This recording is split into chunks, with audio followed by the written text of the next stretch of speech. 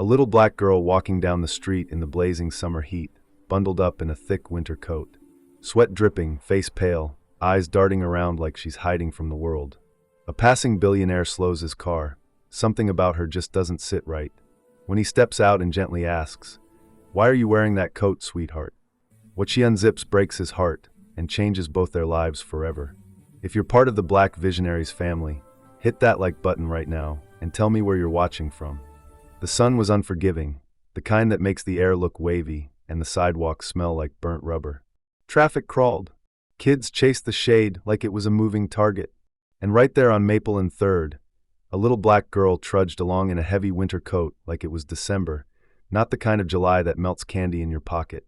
Eli Mercer spotted her from behind the wheel of his quiet, expensive car.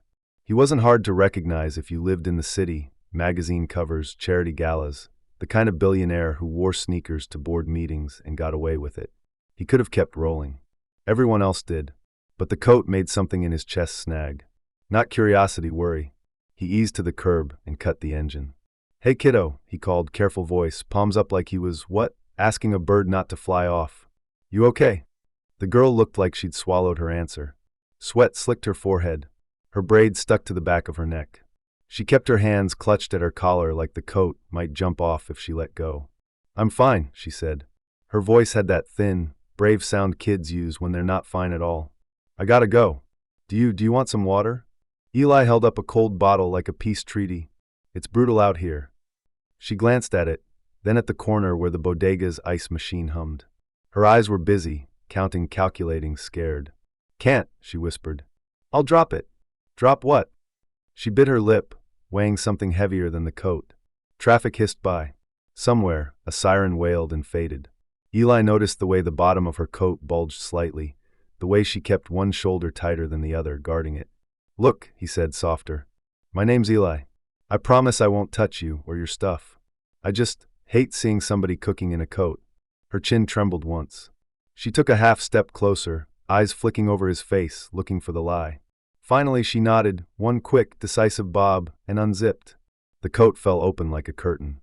Inside, she'd looped a cheap tote bag crossbody and stuffed it with folded bath towels, 2 gel ice packs wrapped in a dishcloth, a blue plastic lunchbox, and a small pharmacy bag. The ice packs were sweating themselves to death. The lunchbox was warm. She held it up like confession. "It's my Nana's insulin," she blurted. "Our power's out again. The fridge died. I tried to keep it cold. I've been walking between the library and the bodega, getting a little ice when they'll give it to me. But Mr. Luis said I gotta buy more this time, and I don't have enough." Her words stumbled, sped up, fought for air. "If it gets warm, Nana gets sick. Last time she got real sleepy, and the ambulance came and I thought she swallowed. I gotta keep it cold." All the air in Eli's lungs changed shape. He'd prepped for board fights, mergers, hostile takeovers. Nothing in any of that told you what to do when a 10-year-old tried to hold back a disease with kitchen towels and a winter coat. "What's your name?" he asked, steady. "Jada." "Okay, Jada." He crouched to her eye level, keeping his hands visible. "We're gonna fix this. Right now." She hugged the lunchbox tighter. "You can't take it," she said quickly, panic flashing. "I won't take it," Eli said. "We're gonna buy ice. Then a real cooler. Then we're gonna check on your Nana. And we're gonna figure out that power. Deal?" Her stare lasted 3 heartbeats. She nodded. They hustled into the bodega. Eli bought 2 bags of ice, a small hard-sided cooler, and because nobody should have to ration hope, 3 more gel packs, a thermometer strip, and every cold bottle of water Jada's arms could hold. The owner, Mr. Luis, who'd already told 3 teenagers to get out today, went quiet when Eli said, "Put it on mine," and slid his black card across the counter like a hush. Outside, Eli knelt on the steaming sidewalk and turned the errand into a ritual. Ice in first, gel packs around the sides, lunchbox nested in a little snow cave. He taped the thermometer strip inside the lid. "See this?" he explained. "If it turns green, it's good. If it goes yellow, we fix it. No guessing." Jada watched his hands like they were magic. When the cooler clicked shut, she let out a breath that sounded older than she was. "Where do you live?" Eli asked.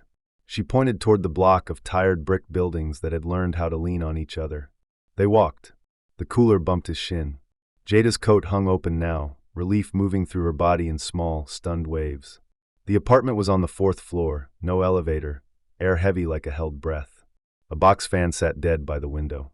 In the bedroom, a tiny woman with silver hair and brown skin the color of Jada's slept propped on pillows, a washcloth cooling her forehead. She was breathing, but shallow. "Nana." Jada touched her hand. "I got the medicine safe." The woman's lashes fluttered. "That you, baby?" Eli set the cooler on the dresser like a treasure chest.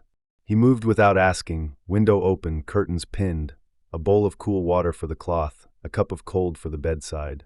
He checked the thermostat on the cooler, showed Jada the green line, watched her shoulders drop in a way that just about broke him. "Cone's been out since yesterday," Jada said.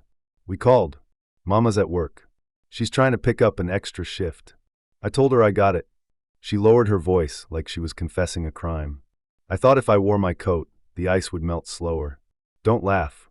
Eli didn't laugh. He felt something hot sting his eyes because sometimes courage looks like a winter coat in July. "All right," he said, collecting himself.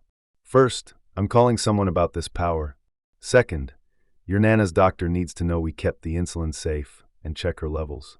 Third, you and I are making a list." "A list?" "Fans. A proper medical cooler. Backup power. Names of whoever keeps telling y'all tomorrow when it should be today." He smiled sideways. "You good at writing lists?" Jada nodded like a soldier receiving orders. Calls went out. When a customer service rep said, "Ma'am, we're doing our best," Eli's voice got a new weight. He didn't shout. He just layered his name on the table, quiet as a signature. Suddenly there was a truck on its way. He phoned his foundation director and said, "Emergency fund, 10 units, portable generators for medically vulnerable residents. Start with this building."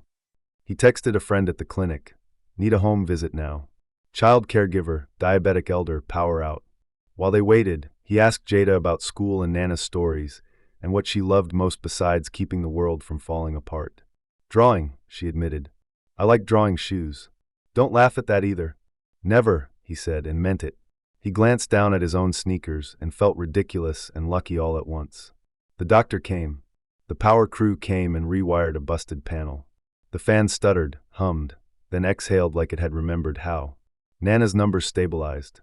The green strip in the cooler held steady. Eli didn't leave until night brought mercy, and the apartment learned how to breathe again. On his way out, he paused at the door. "Jada?"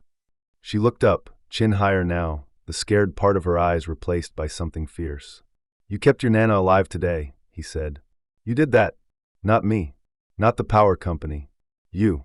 Next time you need help, you don't have to wear a coat to carry it alone." She swallowed, nodded, then did something that surprised them both. She stepped forward and hugged him, quick and tight, like a thank you and a promise. The next week, a small miracle sprouted on Mapleside. A white van with his foundation's logo and a hand-painted sign Jada made that said "Cool Crew" with a little snowflake on the O. They handed out coolers, gel packs, and fans. They put up a bulletin, "Diabetes support, ask for Ms. Rosa." Nana came downstairs with her walker and bossed everyone with a smile. Mr. Luis kept a stack of ice behind the counter labeled Jada's and refused payment for it.